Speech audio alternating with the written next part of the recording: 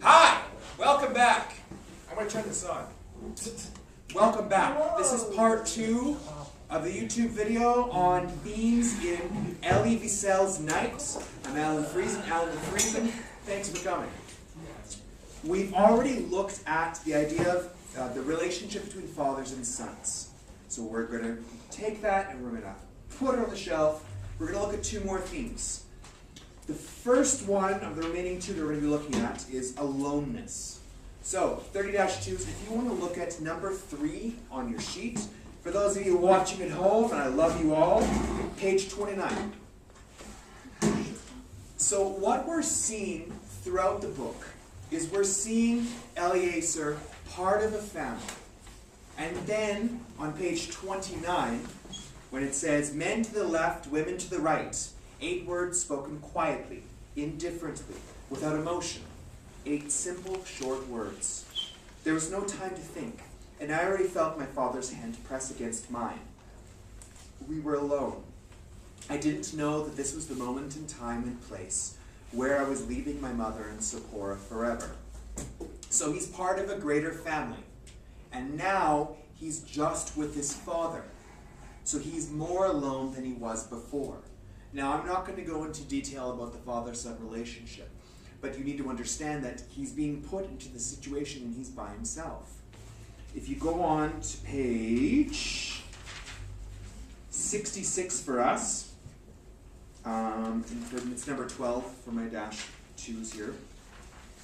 The summer was coming to an end. The Jewish year was almost over. On the eve of Rosh Hashanah, the last day of that cursed year, the entire camp was agitated, and every one of us felt the tension. After all, this was a day unlike all the others. The last day of the year. The word last had an odd ring to it. What if it were really the last day? The evening meal was distributed, an especially thick soup, but nobody touched it. We wanted to wait until after prayer. On the, again, forgive me, Appelplatz, surrounded by electrified barbed wire, thousands of Jews, anguish on their faces, gathered in silence. Night was falling rapidly, and more prisoners kept coming from every block, suddenly able to overcome time and space, gathered in silence. Time and space to will both into submission. And then we have this lament here, which I'll be talking about in the next section as well, which says, "What are you, my God?" I thought angrily. "How do you compare to this stricken mass gathered to affirm you their faith, their anger, their defiance? What does your grandeur mean, Master of the universe, in the face of all of this cowardice, this decay, and this misery? Why do you go on troubling these poor people's wounded minds, their ailing bodies?" As I said again, we're going to be talking about this in the religion section. But you need to understand that at this point, he's lost his faith. And whereas before he had his father and he had his God, at this point he's got his father who's getting sicker, but he doesn't have his faith anymore. He's angrily questioning God, "Where are you?" Implying that he's alone. There's no faith that he has to draw on. And a little bit later, on page 75, number 14 for us, and this is the father again, he felt time running out. He was speaking rapidly. He wanted to tell me so many things. His speech became confused. His voice was choked. He knew that I had to leave in a few moments. He was going to remain alone. So alone. So at this point, his father feels like he's going to be alone as well. And with the death of his father, which comes in a little bit, he is alone. He's alone in all the camp. And he survives. Of his family, he's the one who survives. This brings us to an issue of what we call survivor's guilt. As we know, 6 million people were killed in the Holocaust. And the people who survived it had a very rough time afterwards. There were pogroms in Poland afterwards, where rumors were being spread that the Jews were doing something terrible, and once again, they were set upon just a few years after the Holocaust. I mean, imagine that after what they had just gone through. But not only that, they had lost so many countrymen, so many people of their same religion, of their same faith and their same ethnicity. And the few people who were left, you can't even imagine how alone they must have felt. There's this wonderful quote that I've got on the board in my classroom by Barbara Kingsolver. It says, "The power of fiction is to create empathy. It lifts you away from your chair and stuffs you gently down inside someone else's view. A newspaper could tell you that 100 people, say, in an airplane, or in Israel, or in Iraq, have died today. And you can think to yourself, how very sad. Then turn the page and see how the wildcats fared. But a novel could take just one of those 100 lives and show you exactly how it felt to be that person rising from bed in the morning, watching the desert light on the tile of her doorway and on the curve of her daughter's cheek. You could taste that person's breakfast and love her family and sort through her worries as your own, and know that a death in that household will be the end of the only life that someone will ever have, as important as yours, as important as mine. Art is the antidote that can call us back from the edge of numbness, restoring the ability to feel for another. It's one thing to say that 6 million people have died, and that the people who remain feel alone. But what this novel does is it takes us through the lens of one person, and lets us see how this person goes from being a son in a family, as part of a unit, to a son with only a father and their God, to the son and father alone, because Eliezer denies the existence of God, denies his justice. And then finally, at the very end, we have Eliezer looking into the mirror and seeing a corpse looking back at him, all alone in the world. It's quite depressing if you think about it that way. Finally, the last theme I want to look at is the idea of what I've called hope in the death of God. At the very beginning of the book, on page 3, Eliezer talks about how he is deeply observant. By day he studied Talmud, and by night I would run to the synagogue to weep over the destruction of the temple. So he was studying the religious teachings at the time. He was interested in Kabbalah, which is Jewish mysticism. He was very involved in his religion. And the war came, and that rocked him.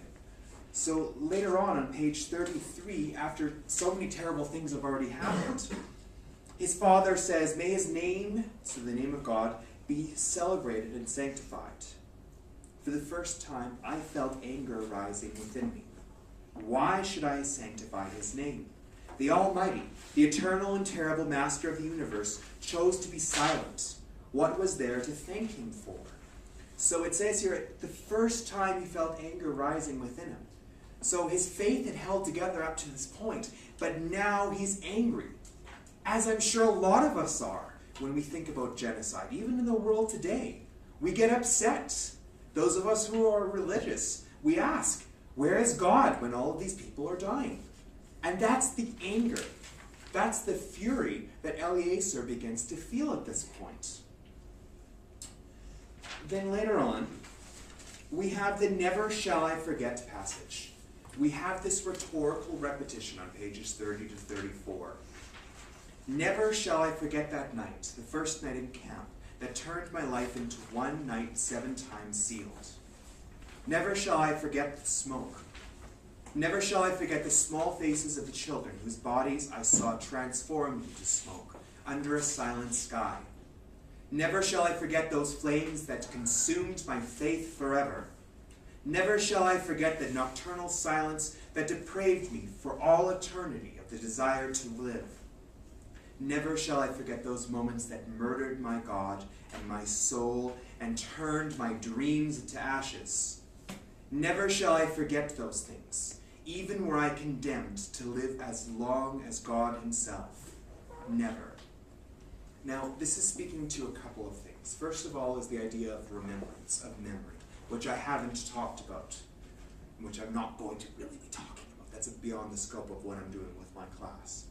But the idea of never again, right? This is the battle cry of Israel after the genocide. Never again will genocide happen. It was the battle cry of the world, the UN. Never again will genocide happen.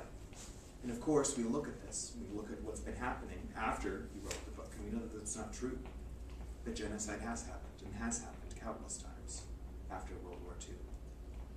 So for us as modern readers, that should be something that we're thinking about as we read this passage. But the rhetorical repetition, points us towards the importance of this passage. Because we don't have this anywhere else in the book. We don't have this very poetic section here. And towards the end, he's talking about how those moments that he talked about, the smoke, the faces of the children who were burnt up, the silence from God. Where are you, God? And the silence that's returned. Here he says that he shall never forget the moments that murdered my God and my soul and turned my dreams to ashes. It's at this point that he's talking about the loss of faith and the loss of hope. He no longer believes in the goodness of his God. He no longer has the hope to live, the hope that this world is good. This is confirmed a little while later on page 45 when he says, some of the men spoke of God, his mysterious ways, the sins of the Jewish people, and the redemption to come. So these men still believed in God. They still held on to their faith. But, as for me, I had ceased to pray. I concurred with Job. I was not denying his existence, but I doubted his absolute justice. The story of Job is found in the Hebrew Scriptures, in the Tanakh. It's a book. It's about a man who was virtuous before God. And then Satan comes before the throne of God and says, that man there, I bet I can make him turn against you because you think he's so great. And God says, fine, why don't you test him? So Satan, the story goes, takes away everything that Job has. His family, takes away his crops and his flocks, takes away his health. Before long, he's got absolutely nothing. And we've got 3 friends that go to comfort him. I say comfort loosely because what they're actually doing is essentially telling him to curse God and die because God has left you. God has abandoned you. But at the very end of the book, God speaks to Job and to his friends. And he condemns Job's friends for saying such things. He affirms that he is in control. And at the very end of the story, Job is restored. Obviously, it can't be the same thing, right? But he receives a family again. He receives more crops, more his riches are returned to him. And the story is supposed to tell us, I think it's supposed to illustrate it in this context, the Lord giveth and the Lord taketh away. God gives us things and he takes away some things. And we shouldn't see this as a lack of God's mercy, or we shouldn't see this as God not being there or not listening to us. It's a time of trial. But Eliezer takes it a little bit differently. He says that he concurs with Job. He agrees with Job. So I would argue that at this point, Eliezer is sort of missing the point of the story. He's missing the hope because he's already lost the hope. And he can't see the hope that exists within this narrative any longer. A little while later, again, we've got another key passage. This is for us. This is number 11. For those at home, pages 64 to 65. A key passage about hope and about faith. The 3 condemned prisoners were together stepped onto the chairs. In unison, the nooses were placed around their necks. Long live liberty, shouted the 2 men. But the boy was silent. This was a very young boy who was being executed here. Where is merciful God? Where is he? Someone behind me was asking. At the signal, the 3 chairs were tipped over. Total silence in the camp. On the horizon, the sun was setting. Caps off, screamed the Laja Teste. His voice quivered. As for the rest of us, we were weeping. Cover your heads. Then came the march past the victims.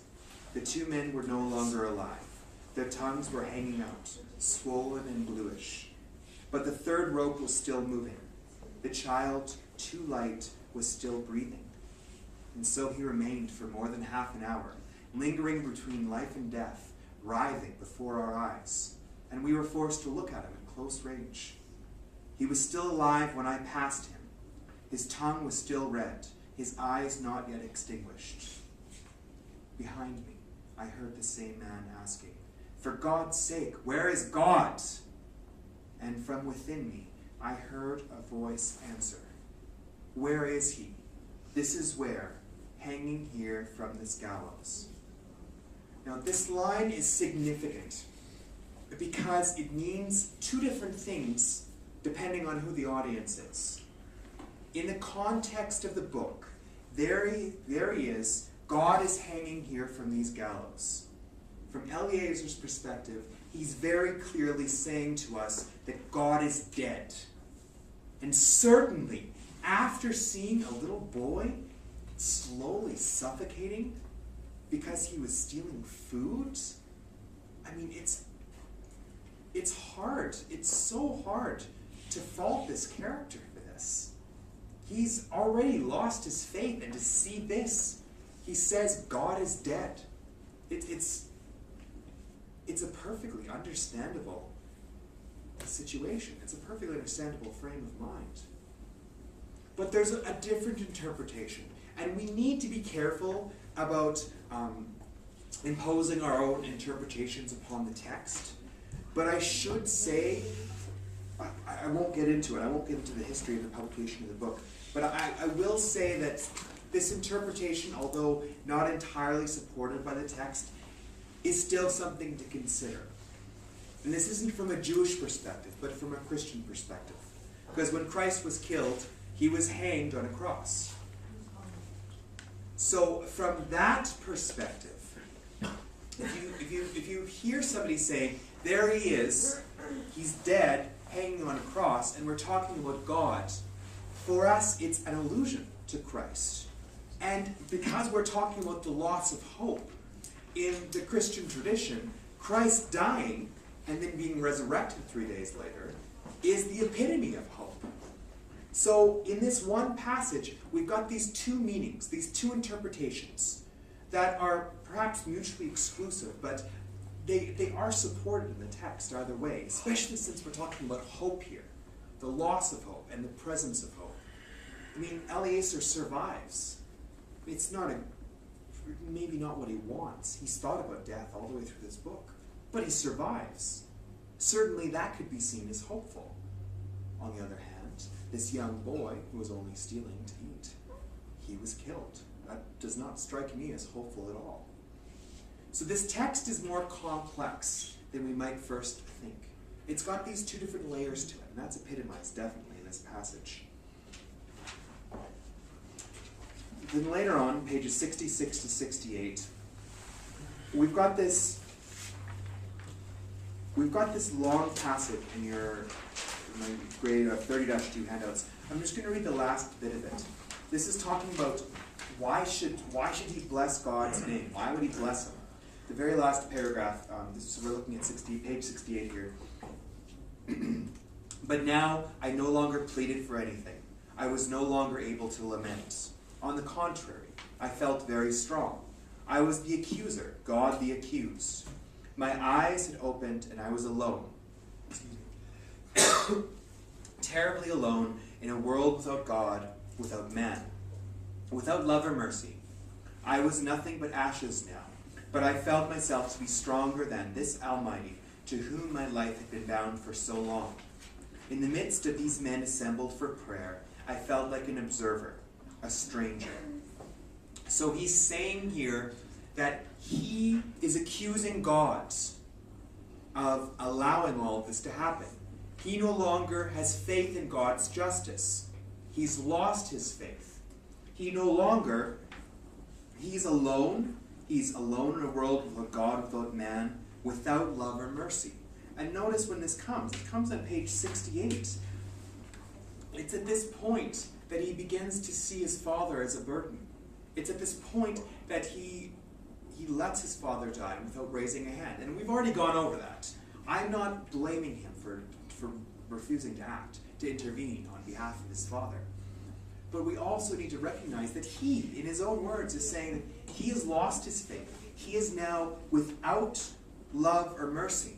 And after this, he no longer treats his father with love or mercy. Yes, he gives him some food. Absolutely. But he tells us himself that he begrudged his father this. That he was giving, but he wasn't giving from his heart. So in this way, these two themes are tied together. his loss of his faith has affected his relationship with his father.